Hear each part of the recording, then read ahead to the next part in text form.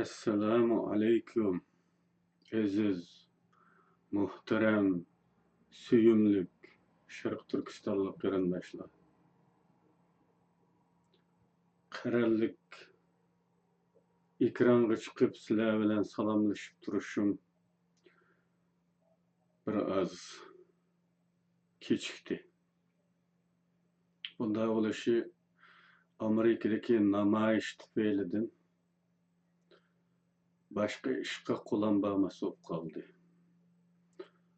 Diqqatim shu namoyish bilan bo'lib qoldi. Bunun için qarallik ko'rishib turamidik. Bunun için özür so'rayman. Texmi muhim yana bir sababi, her gün qayg'uliq bir xabar, her gün bir musibat xabari bilan yuraklarimiz tilg'inib, kallamiz qayib, bundaq bir ko'rishga hapsilan bo'lmay qoldi. Bunimi to'g'ri tushundiganligimga ishonaman. Bugün asli maqsadim bir kitap tanıştırış idi.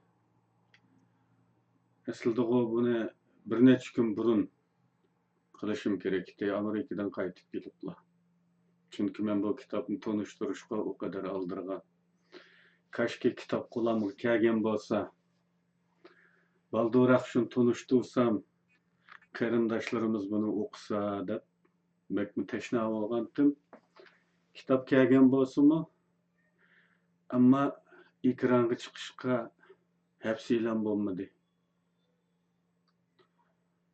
Xabarimda bo'layotgandek, vatanda bo'layotgan fojialar,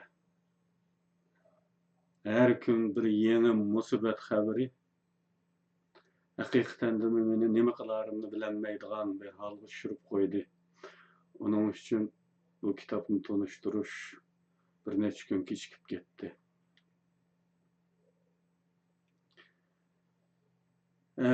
Kitobni tanishtirishdan burun bir necha og'iz munosabatsiz gaplarni qilishimga ruxsat bergaysizlar.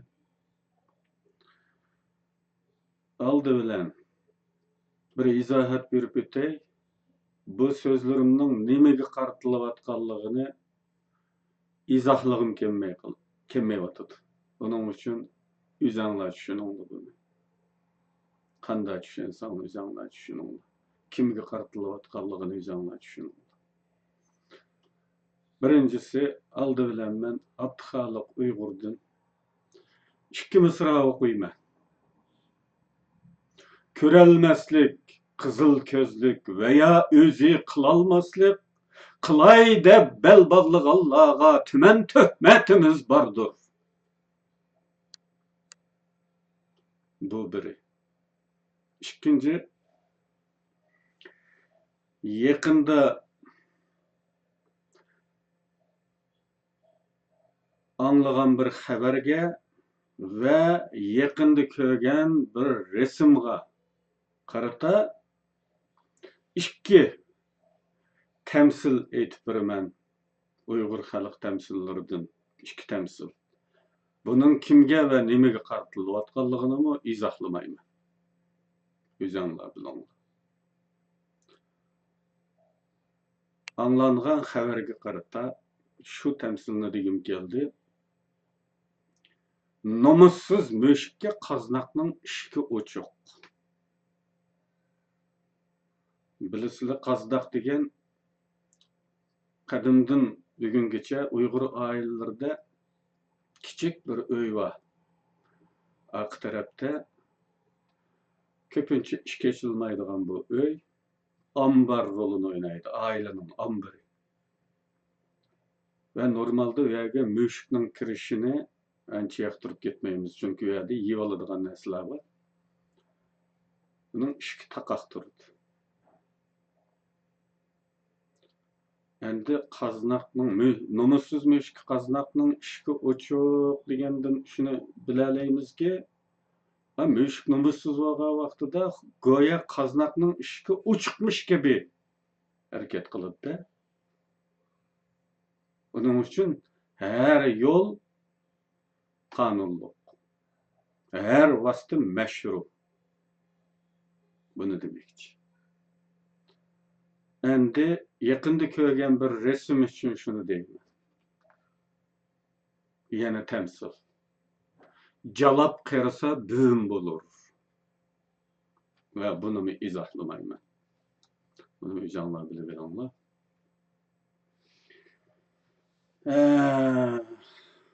Bu kitap sizler torlarda bunun haberini gördünler. Bu yenilik mi emas. Hazır bunun çıkkınıga bir ay bolup kaldı. Fakat bana yetip gelişi biraz kechikip kaldı bunun. Bu felsefe felleri doktori Mehmet'in Ela kardeşimizin yazgan kitabı. Psikolojiye ait bir kitap. Bu kitap chet ellerdeki Uygurlar tarafından yazılgan tunji akademik emgek. Akademik seviyedeki bir emgek. Bunlar kitaplar bugünküçe yazılıp bakmadı Uygurlarda. Bu kitap bir başlangıç. Akademik emgeknin qanday bo'ladiganligini buningdan bilsak bo'ladi bu kitaptan. Bu kitap nima uchun muhim? Bu kitap shuning uchun muhim. Biz nima uchun bugungi bu holga tushib qoldik Uyg'urlar? Bugun nima uchun bu holga tushib qoldik? Bunun psikologik aqı görünüşü bu kitapta yeshib berilgan. Eğer biz bugünkü halimizni tushunmoqchi bo'lsak, bunun kurulmasını, tüzülmesini, yıldızını, sebeplerini düşünmekçi olsak, bu kitap bir kullanma kitap bunun için. Yeni bir taraftan Xitaylarning, yani vahşilikte insan kalbinden çıkan düşmanımız Xitaylarning yavuz tabiati haqida psixik mulohiza qiladi ve bu düşmanımızın psixik qurilmasini bizga tushuntirib berdi. Bunun muhimligi mana shu yerda. Chunki Xitoylarning harbiy olimi hisoblanadigan Sun Tzu'ning Urush san'ati nomli kitobida shunday bir so'z var. Buni burundan vatandik chig'imizdan tortib mavjushi so'zlaridan uzundada. Mavjushi buningdan naqlagan tarzda yodlab kelgandik, ko'pchilik uni bilasizlar. O'zingni o'zginimi bilsan, har qanday jangda yengilmaysan. Bu Sun Tzu'ning so'zi. Biz bugun Xitoylar ustidan g'alaba qilamiz deydi ekanmiz. O'zimizni tushunishimizga to'g'ri keldi, shundaqla dushmanni tushunishimizga to'g'ri keldi. Buning uchun o'zimizni qanday tushunamiz? Bu kitap bu tushunishda bir eynek olalaydı. Örnek olalaydı, ilgi olalaydı, shundaqla bir yetekçi olalaydı. Onun için bu kitapni tavsiya qilaman. Shundaqla düşmanımız bo'lgan Xitoylarni tushunishimizdami o'xshashla bir yetekçi olalaydı. Onun için yana bu kitapni tavsiya qilaman. Qarindoshlar, biz aqmagan mehmondorchiliklar uchun keraksiz yerga mardlik ifodalaydigan qiliqlarimiz uchun bek jiq pul xarjlaymiz normalda. Bugun bu holga keldik. Her kim bir musibet haberi bilen yüreklerimiz tılgınıyotydy bugün. Muşa haldymy yana aşı mimandaçylyk, aşı daskançylykny dawam kılabatymyz. Uyun tamaşany dawam kılabatymyz. Şu uyun tamaşalarımız, şu daskançylyklarımız üçün kitadigan çykymnyň 10'da biri, hatta 100'de biriga bu kitapni setip alaysizlar. Bu kitapni bir okup bakыңlar. Belkim bu bazı ziyalilarimizga, alimlarimizga ilham menbäsi boluşy mümkin. İlhamlarynyň toğanlaryny açadygan bir wasta bolup galyşy mümkin we bu sebep bilen tehimi köp ilmi emgekler meydana gelişi mümkin. Çünki insandaki tefekkür, ilham huddy bir toğanga okşaydy. Toğanga kavalgan suga. O eçilgan wagtyda onundan şiddetlik, dolkunluk bir ekim etilip çıkıdy. İnsanda tabi bağlagan bu tefekkür, bu fikir, ma'lum yuçuk izleydi, taşanmaydı normalde. Bazıda münasibetsiz bir narsa sebepçi olup, başka bir narsa tuguluşu mümkün tefekkürdü.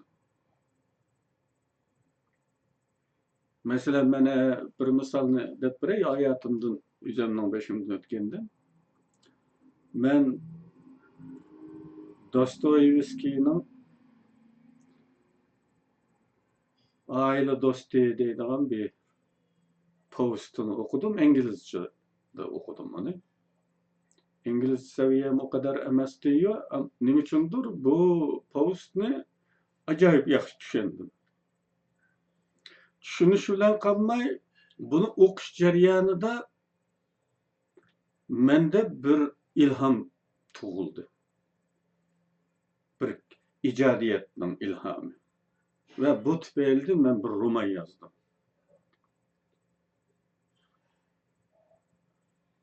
Bu Aile Dostu namlı povesi tamamen başka mezmun, başka vaka, başka iddiada.